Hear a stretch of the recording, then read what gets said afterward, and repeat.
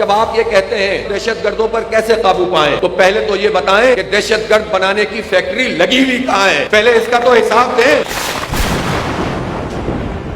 اس ملک میں دہشت گرد بنائے کس نے ہیں؟ آپ ظلم کا نظام قائم کریں، آپ اداروں پہ قبضہ کریں، آپ معیشت کو پامال کریں، ایک طبقہ اس کو ساری مراحت حاصل ہوں، وہ ساری دولت سمیٹ کے چلا جاتا ہو، ان کی گاڑیاں بھی بڑی بڑی ہوں، ان کے گھر بھی بڑے بڑے ہوں، گولف کلبز بھی ان کے لیے بڑے بڑے بنے ہوئے ہوں، وہ اشرافیہ آپس میں بیٹھ کے ملک کی تقدیر کے فیصلے کرتا ہو اور لوگوں کو ان کے حقوق سے محروم کرتا ہو، تعلیم سے، صحت سے، روزگار سے، ٹرانسپورٹ سے، بنیادی حقوق سے محروم کرے وہ طبقہ، اور پھر اس کے نتیجے میں جو غم و غصہ پیدا ہو، یا تو لوگ خودکشیاں کریں، یا پھر لوگ نشہ کریں، یا پھر لوگ ان قوتوں کے ہاتھ میں کھیلنے لگے کہ جو قوتیں ملک دشمن ہوتی ہیں، تو ان کو دھکیل کون رہا ہے، پہاڑوں پہ چڑھا کون رہا ہے، لوگوں کے آزادی رائے پر پہرا بٹھا کون رہا ہے، لوگوں کی آواز بند کرنے کی کوشش کون کر رہا ہے؟ وہ دہشت گرد بنانے کی فیکٹریاں خود لگاتے ہیں اور پھر کہتے ہیں کہ ہم دہشت گردوں کے خلاف کارروائی کریں گے۔